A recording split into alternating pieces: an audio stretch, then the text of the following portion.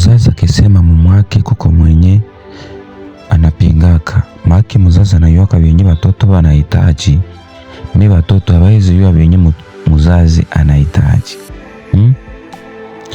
Nyinyi ni bahati yenu kusema kwangu,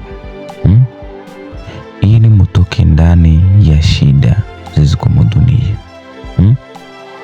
Nyinyi wote ni kutoka mumakazi zenu bila sababu, kuachilia watoto wenu bila sababu, kuachilia uongozi bila sababu, mukitosha zile mafrontiere zote za dunia.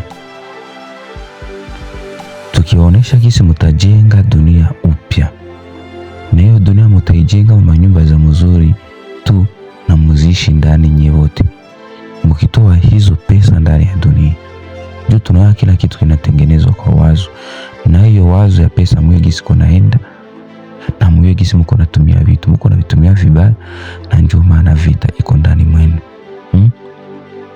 Hiyo kugabulana vitu ndio vita, na dunia hizi kwa vizuri, kwa sababu nye macho yenu inabadilika, na hiyo kubadilika kwenu na ndio vita inabadilika, kwa sababu dunia ndio vile inajengewa. Kama muzazi hamupendi mumusikie, sio shida, sio muzazi shida. Sasa inatakuwa watoto yake. Hiyo sauti niko natumikisha, mwelewa ataelewa. Nyinyi wote mlio ndani ya dunia, vazazi munashinda mpori, munapambania udongo. Mtu mwenye liwahi tuma, kila mtu anakuwa na kwake. Yeye anatuma mwanadamu anaingia katikati ya vita. Ndugu mtazamaji, unanielewa? Hii dunia tumeikuta gisi tumeikuta, akili yetu haiko nagundua kwa nini na kwa sababu gani tunapambana. Kwa nini? Kwa sababu kila mtu kuna kwake. Kwa nini? Kwa sababu kila mtu kwa mchuruzi. Kwa sababu maki hatuna sababu. Ili dunia ikuwe na sababu za kweli, kila mtu yeye kujitetea, atawe Yesu akuye, hata kiumbe gani kikuye ataweza kishinda.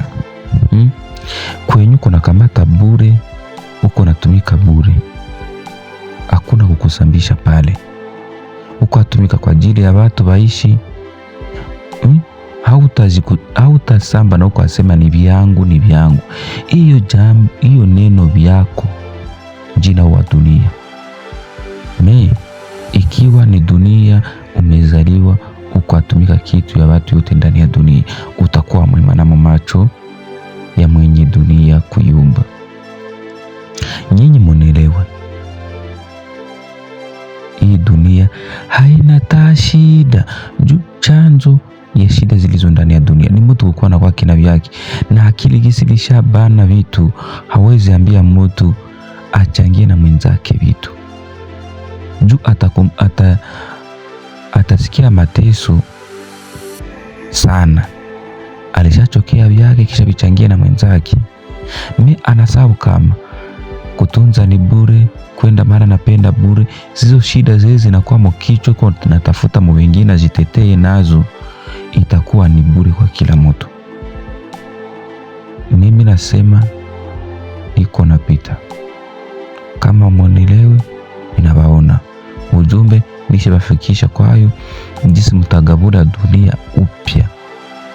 Dunia mwaletea mama nyumba za mzuri tu, watu wanaishi bila ugomvi, bila kuwaza watoto watakula nini, watasoma namna gani, watavara namna gani, ndajenga nyumba namna gani. Makunenda jikuta mtu memware yake yenye kuna waza leo hii njo biko na mteso, na njo kukuwa na vyake, na navipenda kukuwa na vyake, na kukula na metosha vitu mwingine na kujenga. Hiyo yote hamujui jitetea nayo. Lakini tukisha watia mbadilisho, kila mtu kutumika bure. Mshuhudize kwenye dunia iko manyumba za mzuri, na sisi wote tutaizishi ndani, na kila kitu ni bure. Udongo itatupea vyakula na vitatusalia, na kila kitu kitasalia. We itakuwa kutumika kwa furaha, itakuwa kutumika juu upate vitu. Sikilivu mwema, nashukuru. generation sikia, ili tuweze fika mbali kwa mafundisho hii, ili tuweze jifunza zaidi ya kubadilisha dunia.